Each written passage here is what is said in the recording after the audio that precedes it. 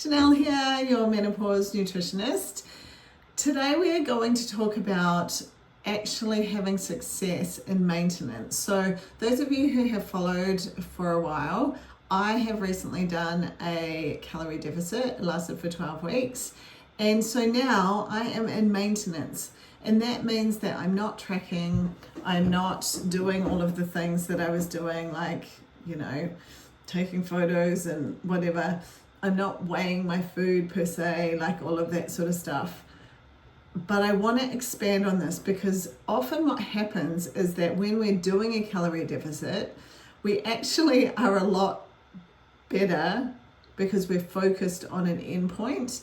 And as human beings, we generally can actually achieve better when we have a goal in place. So when we go to maintenance, it's like we've taken the goal away. And sometimes that can actually have us just reverting back to old patterns. So I think it's really important to dig into this. So before we jump into this today, I just want to remind you, my current Thrive program is going. I have one more for the rest of the year and that will kick off on September. So jumping on my waitlist is where you can stay connected to everything that's going on. You'll also get a great discount when I do open because you're the first people I open to, with a bonus and inclusions and all sorts of little goodies.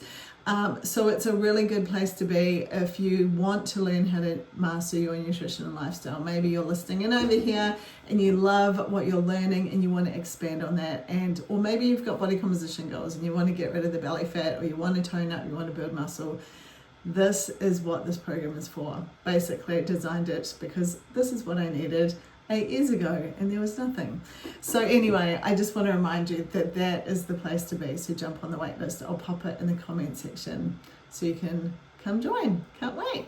Okay, let's dive into this, right? The first thing that I want to talk about is your mindset around this. So the mindset, what happens is we go from being really focused and wanting it to be over because we're restricted and we want to go back to eating the things, or maybe not so much eating the things. Like those of you who have worked with me know that generally our deficit isn't a lot. Like it might be 150 calories or 200 calories a day.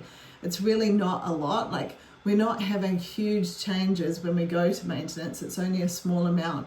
And that's probably one of the reasons that we can trip up. So the first thing is the mindset around it. Like what I teach, and this is, I guess, myself, is it's a lifestyle. So when we're doing a calorie deficit, we've got to actually plug into the fact that how we're eating, and this is, as a coach, I really double down on, is trying to make sure it is as much like you normally eat as possible. And for example, I eat protein ice cream every night.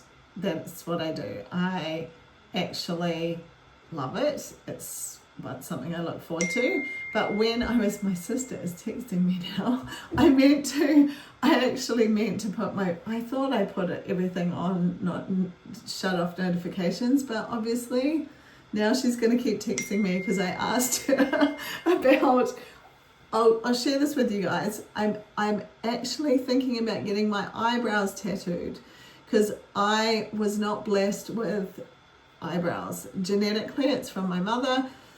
I have not got, so you can see I haven't done anything with them today. And I'm thinking about getting them tattooed. I know it sounds extreme, but I feel like it could be great.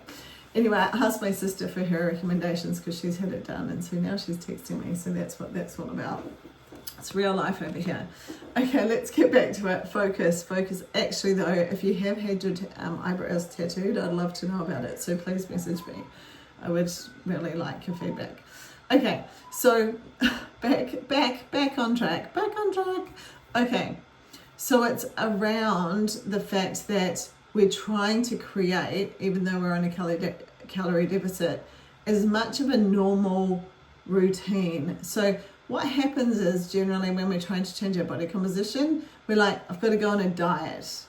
And so then we're eating chicken and broccoli, we're not having anything we enjoy, we feel restricted, we're hungry, everything is miserable, life sucks. So I don't like to do it that way. I like to show you how this whole process works, so you understand what goes into changing your body composition. You understand the factors that play out, so then it makes it better for you to make better choices, because when you get hungry, we've already talked about the mindset around it, you've got some strategies in place, and you can then deal with it positively rather than letting it sidetrack you.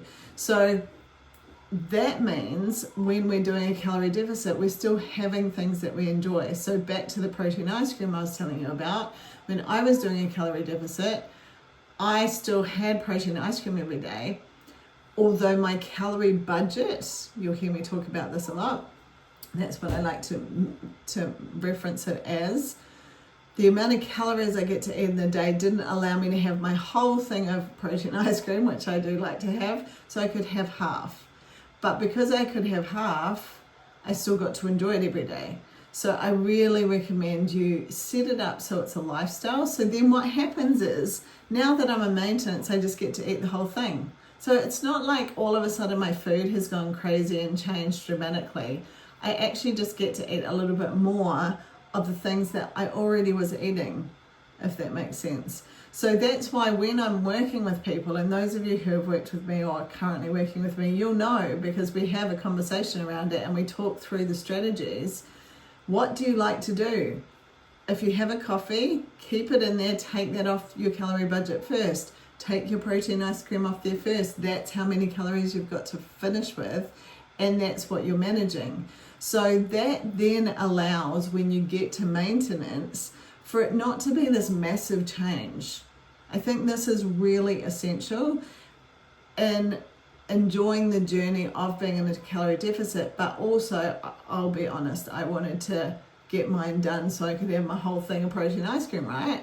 But it's only an extra 125 calories that I'm actually having. So it's not like huge, it's just little, so this is really important part of it. So hopefully your calorie deficit is set up in a way that then it's supporting your lifestyle. You're building a behavior that is, you hear me reference non-negotiables. So that's just one of the things. So then that is one of the mindset shifts you've got to get to, that when we go to maintenance, it's not like I can just eat everything again. It's like what I was doing is the basis. I just get to add a little bit more on that now. And that's where you've got to sit. So of course, very moderately in increasing your calorie. So we call this reverse dieting, where you just add a little bit in. You don't go like, next thing you're having an extra 500 calories a day. Well, that's going to just wreck the good work you've just done. So of course, prioritizing your protein. So if anything at all, if you're going from calorie deficit to now in maintenance, making sure that you're still hitting your protein would be a good thing to do. Now that doesn't mean you have to track it every day, but maybe once a week you're just like making sure you're on track. And that's something else that you could, I know a couple of ladies I'm working with at the moment, they feel worried because they don't trust themselves from, I feel like I'm just going to go back to how I was before. So they don't have a sense of trust, which tells me that they haven't built strong enough behaviors to feel like a lifestyle yet. So therefore, maybe actually tracking once a week will help them continue that process until they feel like they trust themselves, if that makes sense. So of course, things like meal prepping, I would definitely be doing. Obviously, that's one of my non-negotiables. And really what you've done, like I had a 12-week period. For 12 weeks, I pretty much knew what I could eat. So I know pretty much how much I eat on a daily basis. So if I have a blowout, I know that I've had a blowout. That's part of tracking and being on a calorie deficit.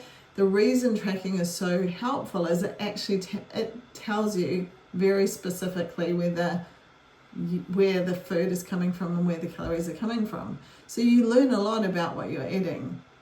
So of course, you know, we're not tracking anymore, but maybe once a week, if you felt like you're worried about it, you could just check in. That's also going to be what sets you up for success, is like when you're meal planning and prepping. This is why the ladies love my recipe library, because all the calories, they know that when they make a meal, they're all very similar, so they can just swap things out and they kind of know how much they get to eat. So I would recommend not just going from like having structured plans to then throwing that out the window, actually having some idea, you know. So if you've got some recipes that you love, that you've been maybe doing on repeat, still keep having, you know, like things that you know work, until you build up more of a base, if you like, of it being a strong behavior and lifestyle for you. And then just watch for creeping habits that you know.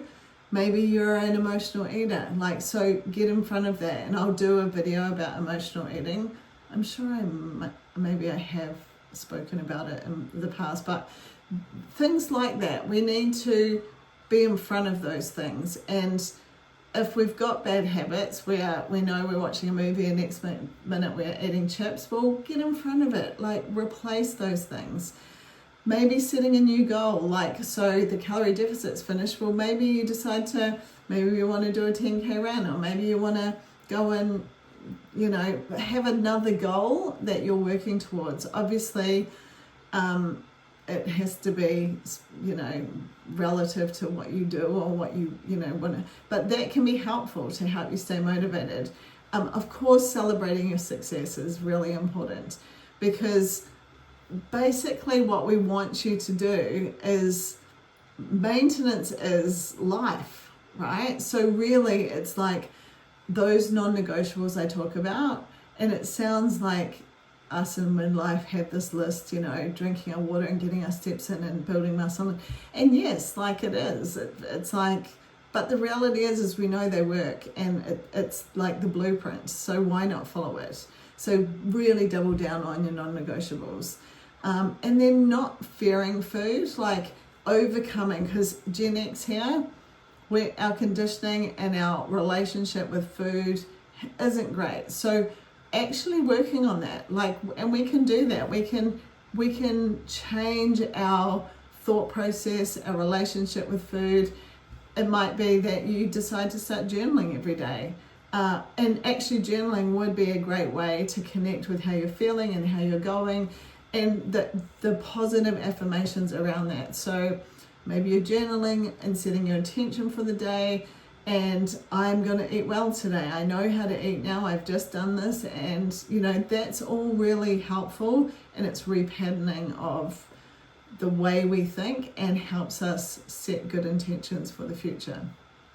So hopefully this has been helpful in you moving forward and bringing maintenance, because maintenance is life, and we want to be smashing that and ticking the boxes, and that just means doubling down on our non-negotiables.